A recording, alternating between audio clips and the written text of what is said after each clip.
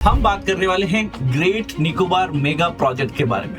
यहाँ पे कौन कौन सी जनजातियां हैं, शोम्पेन है और निकोबार, ये दो प्रमुख जनजातियां हैं। यहाँ हमारी सैन्य उपस्थिति, यहाँ हमारी रणनीतिक उपस्थिति और यहाँ हमारे ट्रांसशिपमेंट्स के लिए पोर्ट बंदरगाह का होना अपने आप में महत्व का है। बोले सर ऊर्जा कहाँ से लाएंगे, क्योंकि मुख्य भूमि से काफी दूर है, मेनलैंड इंडिया से काफी दूर है। तो बोले सर यहाँ पे ऊर्जा संयंत्र जो है, हम गैस ऊर्जा है, सौर ऊर्जा पर ये आधारित रहने वाले हैं। तो विशिष्ट रूप से जो कमजोर जनजातियां हैं, पीवीटीजीज है, ये बहुत ही सिंपल एग्रीकल्चर प्रैक्टिस करते हैं, झूम स्लैश एंड बर्न एग्रीकल्चर करते हैं। आपके पास में आज इस खेत में कल उस खेत में, है ना। हमें कहीं न कहीं जो है एकमात्र मार्ग ये नहीं लिखना चाहिए, जैसे जब तक विनाश नहीं होगा तब तक विकास नहीं होगा। नमस्कार दोस्तों, आज हम इस सत्र के माध्यम से एक बेहद ही महत्वपूर्ण स्ट्रैटेजिक और एनवायरमेंटल यानी रणनीतिक रूप से भी और कहेंगे पर्यावरणीय रूप से भी महत्वपूर्ण मुद्दे के ऊपर विश्लेषण करने के लिए मिल रहे हैं। इस विश्लेषण के माध्यम से हम बात करने वाले हैं ग्रेट निकोबार मेगा प्रोजेक्ट के बारे में। देखिए दोस्तों, ग्रेट निकोबार मेगा प्रोजेक्ट जो है आपके पास में यहाँ विकास भी हो रहा है और साथ में पारिस्थितिकी तंत्र की भी कई चिंताएं हैं। नीति आयोग ने जो है क्या सोचा है इसके बारे में, क्या है आपके पास में इंटरनेशनल ट्रांसशिपमेंट का यह आपके पास में इंपॉर्टेंट प्रोजेक्ट, और शोम्पेन जनजाति हो चाहे स्थानिक रूप से जो गैलेथिया बे हो, है ना, सुंडालैंड की जो है आपके पास में बायोडायवर्सिटी वाले की पॉइंटर्स है। ये तमाम विषय प्रारंभिक और मुख्य परीक्षा के संदर्भ में आपके जनरल स्टडीज पेपर 1 भूगोल, at the same time GS paper 3 में एनवायरमेंट पर्सपेक्टिव से, सिक्योरिटी पर्सपेक्टिव से काफी इंपॉर्टेंट रहने वाले हैं। दोस्तों सबसे पहले मैं आपको चर्चा का आधार बता देता हूं कि कई लोग यहाँ पे जो है पारिस्थितिकी तंत्र के प्रभाव पे सवाल उठा रहे हैं कि जो अभी हम लोग ग्रेट निकोबार के ऊपर ये नया प्रोजेक्ट जो लेके आ रहे हैं, जहां पे हम कह रहे हैं सर विकास करेंगे, नए पोर्ट बनाए जाएंगे, यहाँ पे नई कॉलोनीज बनाई जाएगी, रक्षा के लिए भी अवसंरचनाएं बनाई जाएगी, ट्रांसशिपमेंट के लिए यहाँ पे व्यवस्था की जाने वाली है। ये तमाम जो सुविधाएं हम यहाँ पे जो पेश कर रहे हैं, इन समुदायों के लिए भी जो है चिंता हो सकती है। तो नीति आयोग ने सबसे पहले इसकी योजना बनाई थी। मिनिस्ट्री ऑफ एनवायरनमेंट, फॉरेस्ट और क्लाइमेट चेंज जो है वो इसमें हितधारक है और कई सारी जनजातीय जो मामले हैं उनका मंत्रालय भी जो है इसमें इन्वॉल्व हो रहा है। यहाँ पे कौन कौन सी जनजातियां हैं, शोम्पेन है और निकोबार, ये दो प्रमुख जनजातियां हैं। एक तो इसमें से पीवीटीजी है जिसे हम पर्टिकुलरली वल्नरेबल ट्राइबल ग्रुप्स के अंतर्गत भी रखते हैं, राइट। तो इसके लिए अलग से एक एजेंसी बनाएगी इस पूरे प्रोजेक्ट के लिए, सर हम कैसे अंडमान निकोबार को बहुत बड़ी एक अर्थव्यवस्था स्ट्रैटेजिक रणनीतिक रूप से जो है डेवलप कर पाए। अंडमान निकोबार आइलैंड इंटीग्रेटेड डेवलपमेंट कॉर्पोरेशन एनिडको करके एक संस्थान का निर्माण किया गया। तो अब यहाँ पे एक तरीके से जो बंदरगाह का जो विकास किया जा रहा है उसमें कहा जा रहा है कि पर्यावरण को यह संतुलित रखेगा या इकोलॉजिकल डिजास्टर पैदा करेगा। क्या यहाँ पे हम कोई स्वदेशी तरीके से संरक्षण नहीं कर सकते हैं? आइए इन्हें समझते हैं। हम जाते हैं आज से 5 वर्ष पहले, ठीक 2021 में नीति आयोग के द्वारा एक परिकल्पना रखी गई, एक कंसेप्चुअलाइजेशन दिया गया। दोस्तों ये परिकल्पना क्या है, ये कंसेप्चुअलाइजेशन क्या है, इसको भी थोड़ा सा जानिएगा कि हम लोग भारत के मूल भूमि से दूर जो हमारा अंडमान और ये जो निकोबार है, इन दो द्वीपों को क्या करेंगे, डेवलप करेंगे, विकसित करेंगे, यहाँ पे अवसंरचनाएं बनाने वाले हैं, है ना। तो ओवरऑल एक संस्थान बनाया गया एनिडको, इसके द्वारा बोला गया 166 स्क्वायर किलोमीटर के एरिया के अंतर्गत जो है विनिर्माण कार्य करेंगे। अंडमान और निकोबार वाले एरिया के अंतर्गत ये बोला जाता है कि सर ये पूरे हिंद महासागर के अंतर्गत एक स्ट्रैटेजिक चोक पॉइंट के ठीक मुहाने के ऊपर, जिसको कहा जा सकता है मलक्का जलडमरू मध्य, ये मलक्का जलडमरू मध्य के ठीक नॉर्थ उत्तरी सिरे के ऊपर है, अत्यंत निकट स्थित है। यहाँ हमारी सैन्य उपस्थिति, यहाँ हमारी रणनीतिक उपस्थिति और यहाँ हमारे ट्रांसशिपमेंट्स के लिए पोर्ट बंदरगाह का होना अपने आप में महत्व का है। तो इसके अंतर्गत सुंडालैंड जैव विविधता हॉटस्पॉट का एक अभिन्न अंग है। वैश्विक स्तर पर भी ये आपके पास में एक हॉटस्पॉट के रूप में दोस्तों देखा जा सकता है। अब यहाँ पे जो ट्रांसशिपमेंट का प्रोजेक्ट है वो क्या है, सब समझिएगा। अंतरराष्ट्रीय तौर पे जो भी बड़ी बड़ी जहाजें हैं, कंटेनर आ रही है, वहां से सामान उतार के दूसरी जहाजों में डाला जा सकता है, ट्रांसशिपमेंट किया जा सकता है ना। तो ये गलेथिया खाड़ी में प्रस्तावित है दोस्तों आपके पास में। केरला में ऑलरेडी ट्रांसशिपमेंट प्रोजेक्ट हमारा चल रहा है। अब यहाँ पे केरला के विजिंजम के बाद में जो है ये दूसरा ट्रांसशिपमेंट जो है प्रोजेक्ट के लिए हब बनने वाला है। फिर बोला कि सर ये कोई अवसंरचना को अपग्रेड नहीं करना, अवसंरचना को जीरो से स्क्रैच से बनाना है। मतलब ये है ग्रीनफील्ड प्रोजेक्ट, ग्रीनफील्ड एयरपोर्ट बना रहे।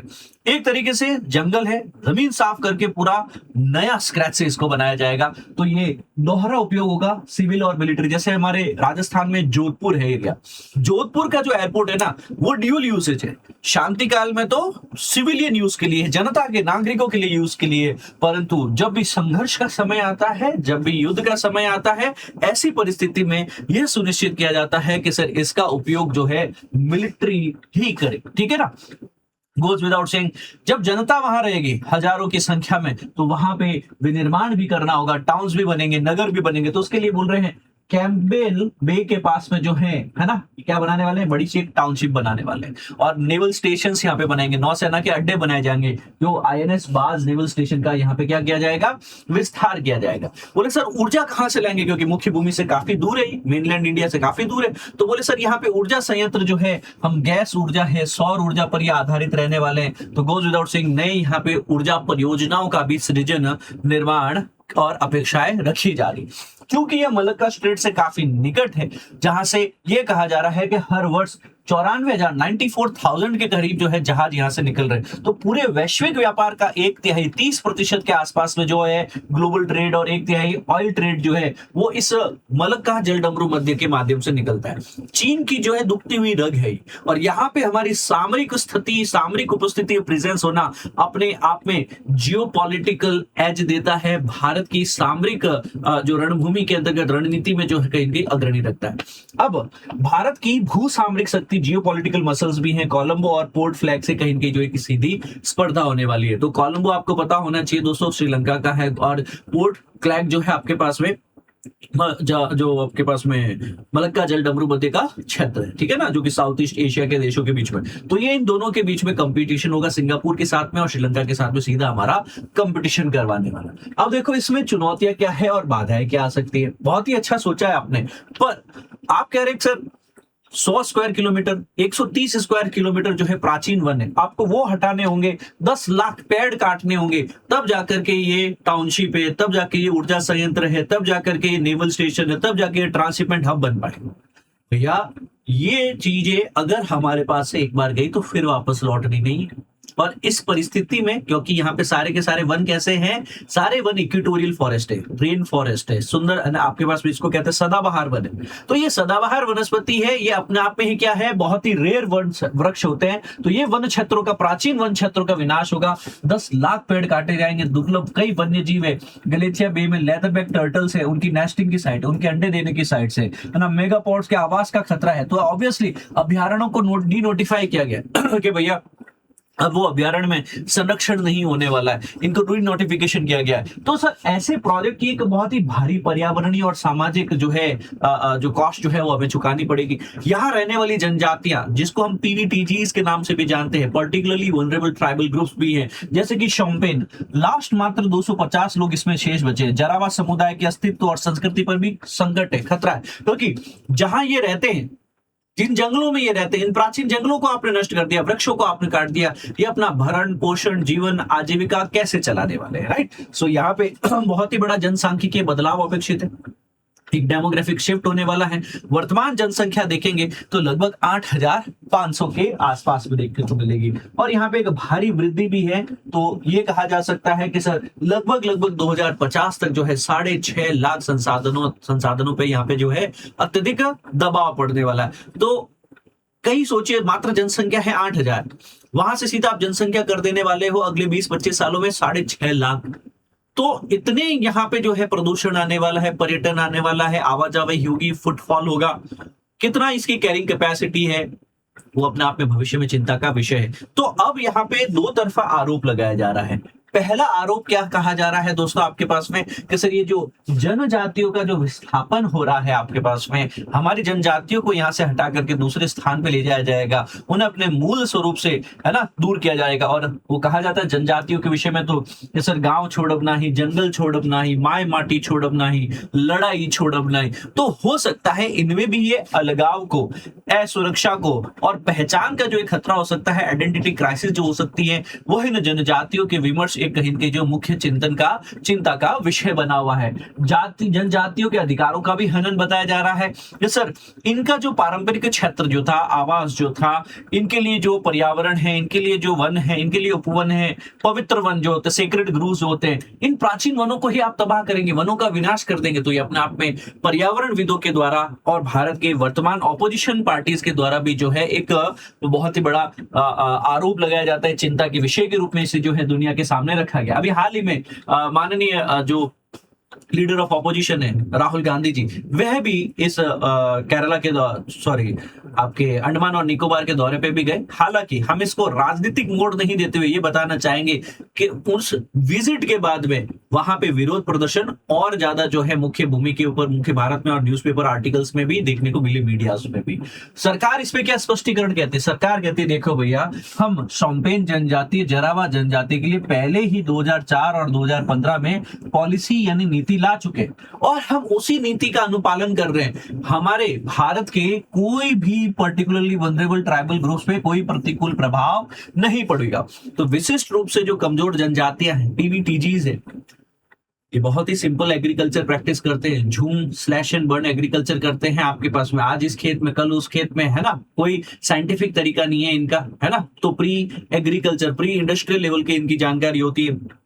भाषा विलुप्त हो गई, अस्तित्व विलुप्त हो गया इनका, तो भविष्य में एक सभ्यता का विलुप्तीकरण हो जाएगा। तो इस पे सरकार कह रही है कि हम कोई प्रतिकूल प्रभाव नहीं पड़ने देंगे। इस उपरांत जनजातीय मामलों का जो मंत्रालय है, उससे आधिकारिक कहीं कहीं जो है एनओसी भी हमें प्राप्त करनी होती है। एनओसी मतलब नो ऑब्जेक्शन सर्टिफिकेट भी हमें प्राप्त करना होता है। यहाँ पे फॉरेस्ट राइट्स एक्ट 2006 के तहत पूर्ण अनुपालन और क्षतिपूर्ति, वनीकरण जो है, कंपेंसेटरी एफॉरेस्टेशन के ऊपर भी दोस्तों हमें तो कार्य करना होगा। तो गोज विदाउट सेइंग, अगर आप किसी भी रूप में वन भूमि को विनाश कर रहे हैं तो उतना पैसा, उतना क्षेत्र, उतना वन दूसरी जगह पे भारत में कहीं लगाइए, है ना। तो यहां से वन अधिकार अधिनियम जो है, इन सब चीजों के ऊपर भी जो है आप लोग क्या करेंगे, लगातार ध्यान बनाए रखेंगे। तो गोज विदाउट सेइंग, भविष्य में भी चीजें थोड़ी सी और बेहतर तो हो पाएगी ना भैया। तो सस्टेनेबल बैलेंस रखना जरूरी है। राष्ट्रीय सुरक्षा के लिए हम लोग हमारा एक नेवल स्टेशन INS बाज, इंडियन नेवल शिप बाज, यहाँ पे जो है उसका स्टेशन बना ही रखा है। व्यापारिक प्रतिस्पर्धा को बढ़ाने के लिए हम लोग यहाँ पे ट्रांसशिपमेंट हब भी बना रहे हैं। पर याद रखिएगा, ये सारी चीजें पारिस्थितिकी और जनजातीय संरक्षण के बीच में एक संतुलन के साथ आनी चाहिए। व्यापार हो, विकास हो, पर कभी भी जनजातीय आबादी के या फिर जो प्राचीन वनों के विनाश की कीमत पे ना। मतलब हमें कहीं न कहीं जो है एकमात्र मार्ग ये नहीं लिखना चाहिए, जैसे जब तक विनाश नहीं होगा तब तक विकास नहीं होगा। संरक्षण के साथ में, प्रोटेक्शन के साथ में भी क्या किया जा सकता है, विकास किया जा सकता है। अब मेरा एक प्रश्न है आप लोगों के सामने, निम्नलिखित में से कौन सा भौगोलिक रूप से ग्रेट निकोबार में सबसे करीब है ना, geographical area closest to the great Nicobar? ये PYQ है 2017 के आसपास का है। देखिएगा, यहाँ पे आपके पास में ग्रेट निकोबार के जस्ट आसपास का जो आपको देखने को मिल रहा है वो है सुमात्रा, बोर्नियो, जावा और श्रीलंका काफी दूर के। देखो श्रीलंका जो है आपके पास में ग्रेट निकोबार से काफी दूर है। ये रहा सुमात्रा, ये रहा बोर्नियो, जावा इससे भी आगे। तो यहाँ पे सुमात्रा है, जावा है, ये बोर्नियो है, ये श्रीलंका है। तो आपको मैप की भी अवेयरनेस होनी चाहिए। अगर मैप की अवेयरनेस है तो आप और बेहतर आंसर कर पाइएगा। एक प्रश्न जाते जाते मैं आपसे और पूछना चाहूंगा दोस्तों, ठीक है ना। ग्रेट निकोबार परियोजना के संदर्भ में, है ना, 3 कथन दिए हुए हैं दोस्तों। इनमें से कितने कथन सही हैं आप मुझे कमेंट करके जरूर बताइएगा, है ना, कमेंट करके जरूर बताइएगा। और आज के लिए इतना ही रखता है। I'll take your leave now for the day। और ऐसे ही रोचक वीडियोस के लिए आप हमारे चैनल को जरूर फॉलो करें। थैंक यू बच्चों।